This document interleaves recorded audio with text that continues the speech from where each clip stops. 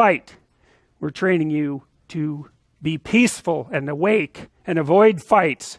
But if you happen to have to get in one, and I guess the philosophy also is that if you're competent at fighting, that actually decreases the probability that you're going to have to fight, because when someone pushes you, you'll be able to respond with confidence, and with any luck, and this is certainly the case with bullies, with any luck, a reasonable show of confidence, which is very much equivalent to a show of dominance, is going to be enough to make the bully back off.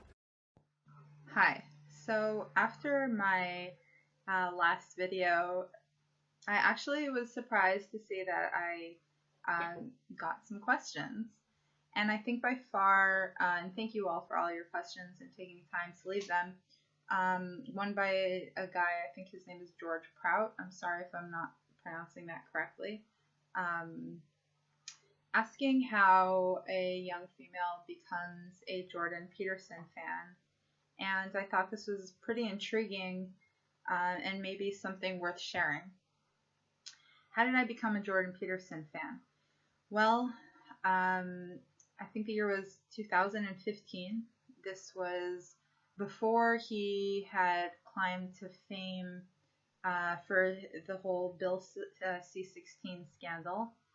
And I had just gone through a pretty crippling divorce. My ex became a drug addict over the last few years of our marriage.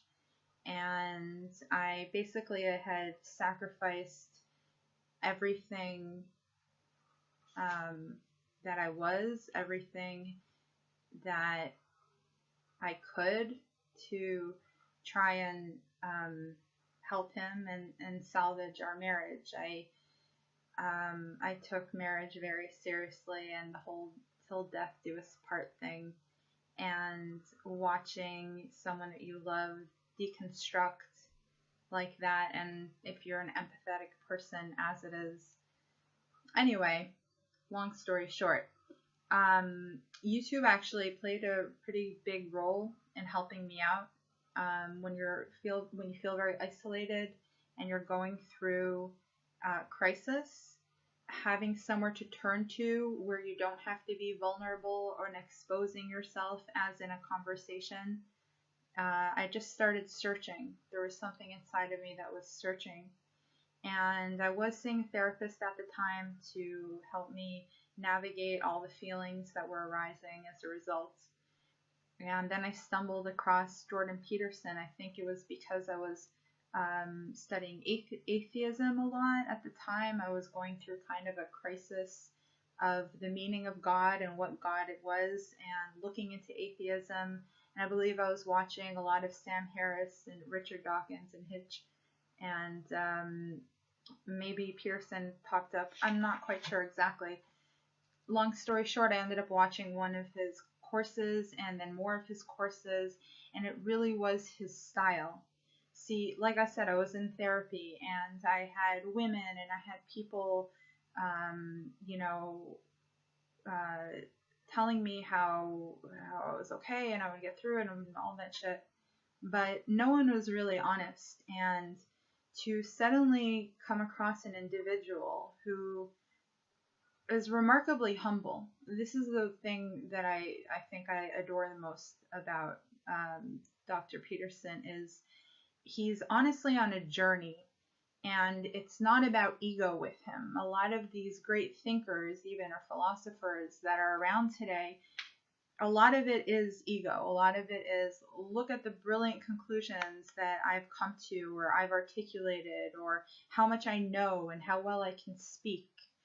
And with him, it's very much the journey, and it's an honest journey. I mean, to suddenly be speaking so frankly about some of the most brutal aspects of humanity and us, our psyche, the places that we go, the places that we're afraid to go, that was so compelling to me because it made it noble. You know, he talks about archetypes, and he talks about the journeys that we take, that hell on earth actually is our own inner hell.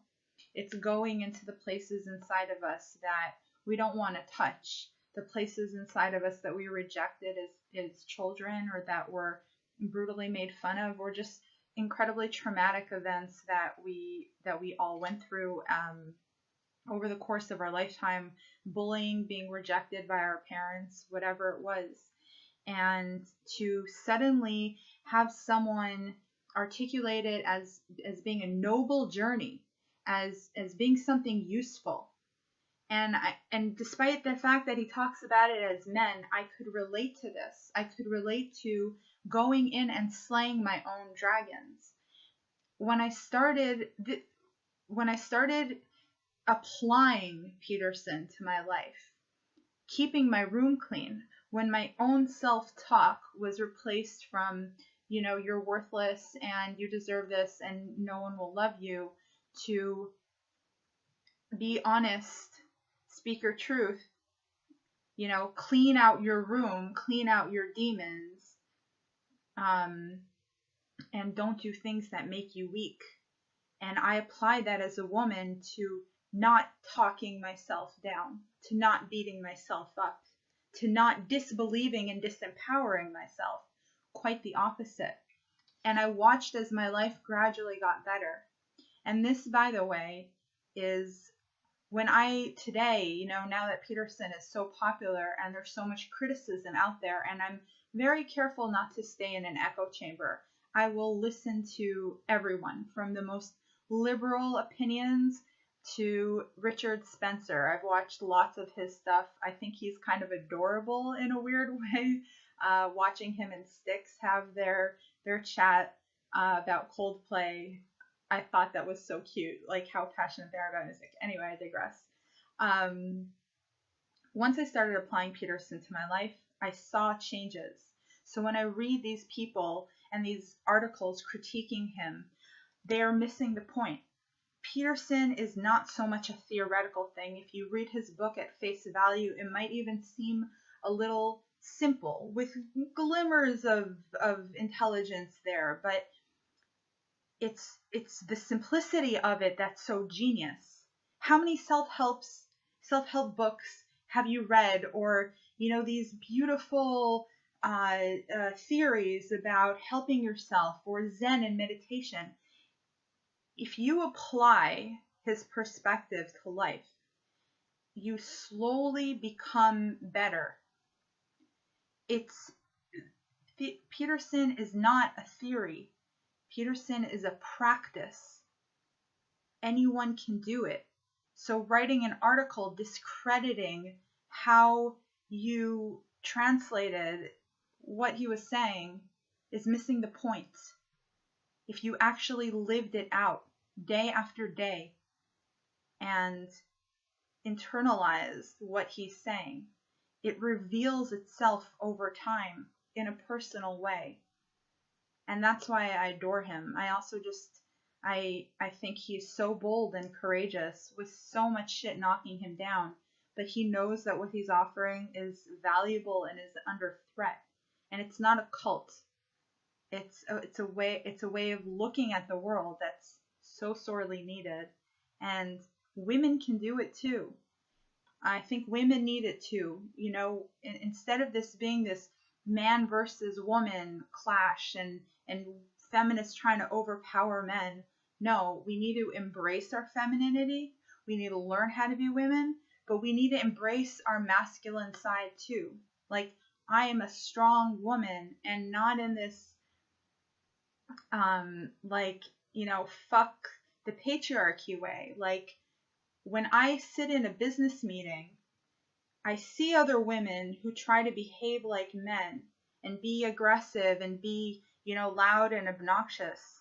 But I have found that it's a lot more effective, and I'm actually listened to a lot more, and even a little bit more intimidating when I act like a woman, but like a woman who is regal and poised and confident, and at the same time empathetic and understanding. There can be a fusion of these two worlds.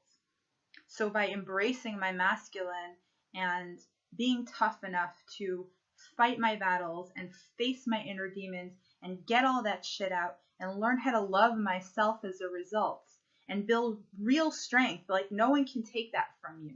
When you resolve your shit and you build upon that on stable grounds, and you know who you are, and you're reaching for your potential.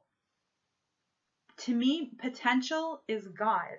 Potential is the culmination of the highest values that I believe in. And I know that that exists. And I get the same love and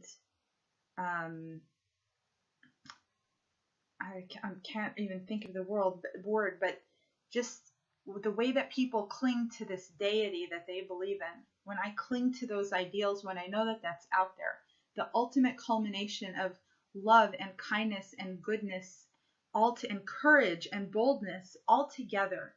I know that that high ideal exists in the world, within humanity. That to me is God.